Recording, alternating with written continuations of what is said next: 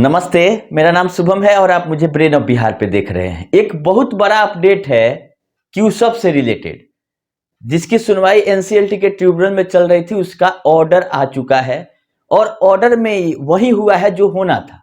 ये सबको पता था कि सहारा के पक्ष में कहीं कोई ऑर्डर आने नहीं जा रहा है, जो कि इसका कार्य करने का तरीका है वही हुआ है। इसमें भी जो एनसीएलटी की तरफ से ऑर्डर दिया गया था कि इसका इंसॉल्वेंसी प्रोफेशनल हायर करके और इसका इंसॉल्वेंसी प्रोसेस होगा, उसको सही ठहराया है और सहारा के अपील को डिसमिस कर दिया गया है एनसीएलटी के ट्रिब्यूनल के तरफ से।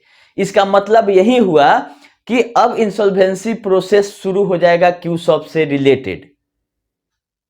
हम लोग इसी का इंतजार कर रहे थे कि क्यूसब में अगर इंसॉल्वेंसी प्रोसेस इसका शुरू होता है तो जो कंप्लेन किया है सिग्मा सप्लाई चेन, ये मेन पार्टी यही है और इसी के कंप्लेन पर ये सब हो रहा है।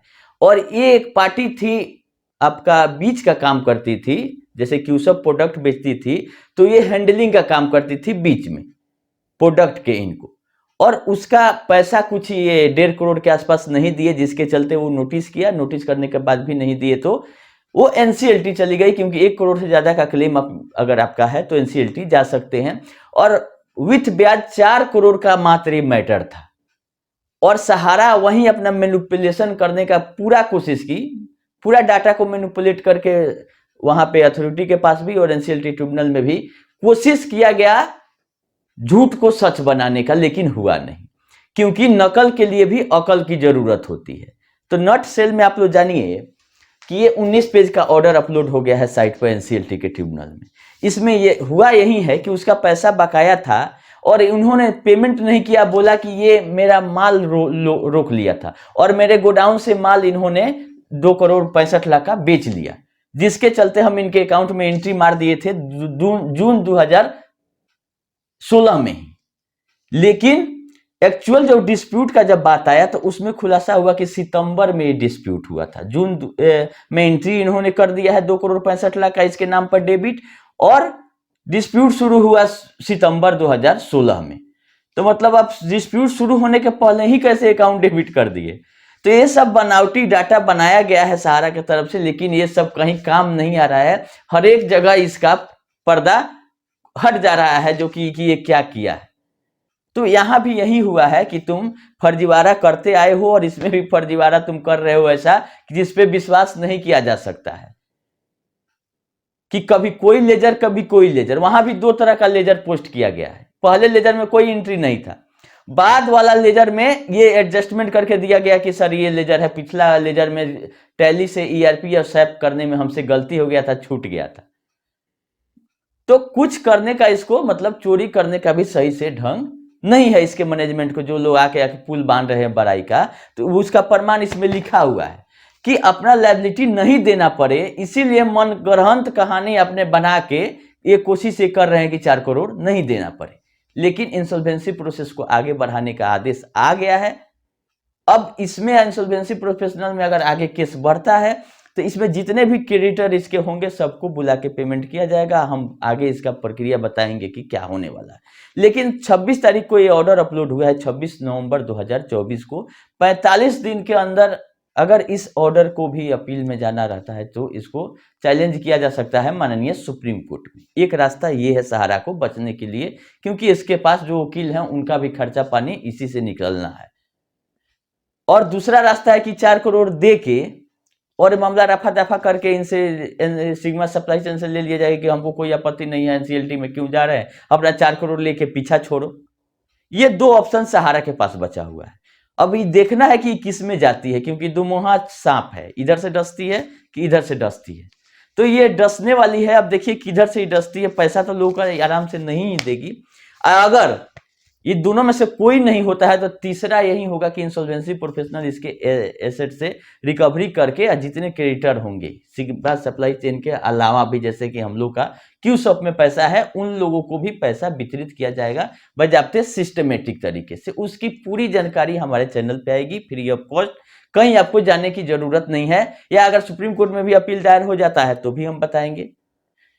अभी इसके लिए केवल इंतजार करना है। जो लोग डाटा हमको क्यू सब का भेजे हैं, सबका डाटा मेरे पास है, लेट से भेजे, आगे से पीछे।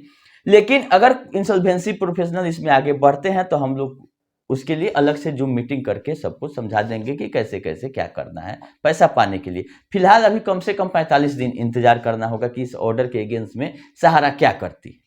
इनका इसमें काम तमाम हो गया। यही मेन अपडेट था, यही होना ही था। लेकिन इसको 1 साल मिल गया, 23 से 24 मिल गया ये ऑर्डर को चैलेंज करके।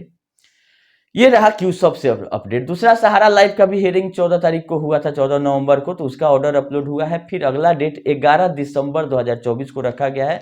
हियरिंग उसमें चल रही है और लमसम दिसंबर में उसका भी काम तमाम हो ही जाना चाहिए, क्योंकि दिसंबर बहुत बड़ा महीना होने जा रहा है सहारा के लिए।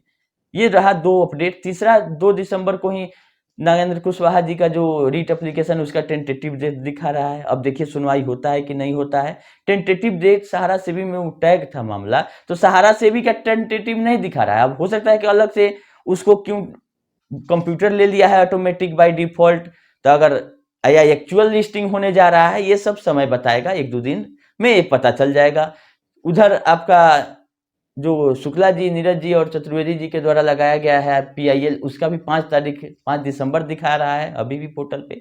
लेकिन एक्चुअल जब लिस्टिंग हो जाएगी, बेंच मिल जाएगी, तब जाके कहीं उम्मीद रखिए आप लोग की सुनवाई होगा। ये सब कंप्यूटर जनरेटेड है, इस सब पे भरोसा अभी नहीं किया जा सकता है। एक नया मामला आया था क्यूबाइट पे, हम सुन रहे थे कि एफिडेविट लिया जा रहा है लोगों से कि कन्वर्जन हमने अपने मन से किया।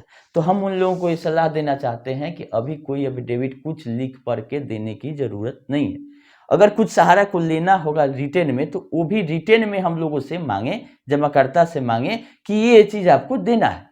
मांगेगी वो जबानी और वो चटुकार लोगों के थ्रू, जो कि मूर्ख, इतने बड़े मूर्ख हैं कि उनको आज तक नहीं समझ में आया कि अपना पैसा डुबा के अभी भी सहारा का बड़ाई कर रहे हैं। तो उनके थ्रू ये सब मांगेगी, रिटेन में कहीं नहीं आएगी। रिटेन में आके बोल दे सहारा कि हमको ये एफिडेविट देना है, लोग दे देंगे। लेकिन ये पर्दा के पीछे से गलत काम आपसे करवाते आई है और रिटेन में कहीं कुछ नहीं दिया है। वही हाल फिर एफिडेविट, ये सब अगर एफिडेविट आप लिख के दे देते हैं कि हमने अपने मर्जी से कन्वर्जन कराया था, 1 रुपया जो मिलने वाला का चांस जो बन रहा है, वो भी 1 रुपया 1 चौवन्नी नहीं मिलेगा किसी को, क्योंकि बहुत लंबा एक केस चल गया है। अब CR जो है तार के नीचे आ रहा है, क्योंकि SFIO का रिपोर्ट भी जल्द आने वाला है। और उसी सब से बचने के लिए और बड़े लोगों को बचाने के लिए, क्योंकि क्यूसअप वाले मामले में बहुत लोग बड़े बड़े हैं, ये तो चाह रही है कि डिफॉल्टर हो सोसाइटी, जहां के इनके चट्टे बट्टे लोग बैठे हुए हैं, वो लोग जेल भी जाते हैं तो क्या फर्क पड़ता है। लेकिन हम लोगों को real estate, housing, commercial, prime city, क्यूसअप, इस सब को डिफॉल्टर के रूप में देखना चाहते हैं, जहां पे बड़े लोग हैं और उन लोगों पे कार्रवाई हो। तो वहां कार्रवाई का जब तलवार लटक रहा है तो कभी एफिडेविट मांगेगी, कभी कुछ। एफिडेविट में तो हमने पढ़ा नहीं कि क्या लिखा है, ये यही लिखवा के देना चाह रहे हैं कि लोग अपने मर्जी से कन्वर्जन किए, क्योंकि सुप्रीम कोर्ट में इन्होंने लिख के एफिडेविट में दिया है कि हम कैश पेमेंट किए, क्यूसअप में कन्वर्ट नहीं किया। अब जब जांच में आके पकड़ा गया है कि नहीं आपने कन्वर्जन किया, तो क्यूसअप वाला एफिडेविट भी गलत साबित होगा, जो कि सहारा सेबी में लगा हुआ है कि हमने कैश दे दिया था, क्यूसअप से आया था और सोसाइटी से आया था वो पैसा, हमने रियल एस्टेट हाउसिंग के जमाकर्ताओं को कैश बंटवा दिया।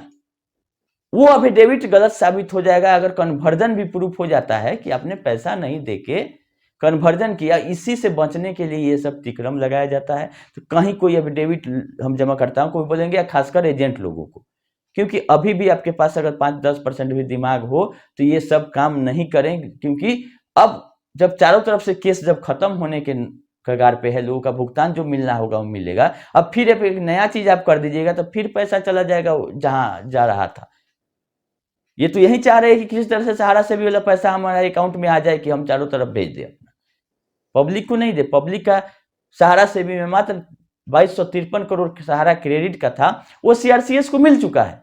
बाकी जो पैसा है सहारा के अलग अलग कंपनियों से लेकर वहां पे जमा किया गया था, क्योंकि सहारा का पक्ष शुरू से लेकर आज तक यही रहा है कि हमने पेमेंट कर दिया और ये पैसा हमको दोबारा देना पड़ रहा है, और हम अपने 10 अलग अलग कंपनियों से लेके यहाँ जमा करेंगे। जब डिस्प्यूट खत्म हो जाएगा तो उन कंपनियों में ये पैसा चला जाएगा। तो कुछ अभी देने की जरूरत नहीं, आप लोग शांति बना के अभी देखते रहें दिसंबर तक। दिसंबर में बहुत कुछ होने वाला है, क्योंकि मेन केस का लिस्टिंग में बहुत सारा इंप्रूवमेंट हुआ है। 29 नवंबर मैंने कल भी बहुत सारा आईए और ये सब का अपडेट उसमें दे रहा है कि फाइल हुआ है। हो सकता है कि एक आध सप्ताह में लिस्टिंग भी हो जाए मेन मामला का भी, और इस बार माननीय चीफ जस्टिस ऑफ इंडिया के बेंच में लगने वाला है, और 1 महीना का टाइम दिया गया था और 4 महीना होने जा रहा है, तो इसीलिए किसी तरह का रियायत भी अब नहीं दिया जाएगा। जो होगा इनका फुल एंड फाइनल हिसाब किताब अब इस बार सुनवाई में होने वाला है। तो आप लोगों को घबराने की जरूरत नहीं है, कोई एफिडेविट कहीं किसी के चक्कर में नहीं पड़े। और बहुत लोग बोल रहे हैं कि दिसंबर में एजेंट लोग आके मदद करें लोगों का डिफिशियंसी पोर्टल, लोग पोर्टल पे अप्लाई कर दिए हैं, लोगों को ज्ञान है पोर्टल पे क्या करना है, पोर्टल का भी स्थिति ठीक नहीं है। और जहां तक लोगों को सहायता करना है कि चाटुकार लोग आके सहायता करेंगे, तो वो लोग ये बताएं कि joining point, multiple membership, ITR, इस सब पे क्या मैनेजमेंट इंस्ट्रक्शन दिया है रिटेन में कि इन लोगों का क्या क्या क्या कह रही है। दूसरा डिफिशियंसी में जो क्या हटवाएंगे ब्रांच से, मेंबरशिप फॉर्म भरवा देंगे, गोल मोहर लगा देंगे, इतने ना काम है। इसके अलावा अब मेन मुद्दा है कि ITR पे क्या है आपका स्टैंड, आपका ज्वाइनिंग पॉइंट का क्या है स्टैंड, मल्टीपल मेंबरशिप पर आप क्यों चुप हैं? क्या सबको वहां पे आप बोल रहे हैं कि लोग अपने से एजेंट अपने से मल्टीपल मेंबरशिप इनकम टैक्स चोरी करने के लिए लिया है? क्या ये लिख के आप देने जा रहे हैं अपने बचाव के लिए? कुछ भी कर सकते हैं ये अपने बचने के लिए। इसीलिए दिसंबर तक आप लोग इंतजार करिए। PIL भी उधर है, इधर रीट भी है, इधर सहारा से भी है, इधर क्यूसब का भी ऑर्डर आ रहा है, SFIO का भी है। बहुत सारा अपडेट दिसंबर में होने वाला है। जैसे जैसे आते रहेगा जानकारी हम आप लोग को बताते रहेंगे, और इससे ज्यादा कुछ इस वीडियो में बताने लायक नहीं है। जो इन्फॉर्मेशन था हम आप लोग को बता दिए। 2 तारीख वाला देख लीजिए, 5 तारीख वाला क्या होता है। और क्यूसब में आप लोग को घबराने की जरूरत नहीं है। हम प्रॉपर जूम पर यूट्यूब लाइव करके या वीडियो बना के समय समय पर जैसे कोई नया अपडेट रहेगा हम आप लोग से बता के डाटा ले लेंगे या क्लेम करा लेंगे। आप लोग घबराइए नहीं, कहीं कोई कन्वर्जन नहीं, कोई नया इन्वेस्टमेंट नहीं, कुछ नहीं करना। जिस स्थिति में आप हैं अभी बने रहें।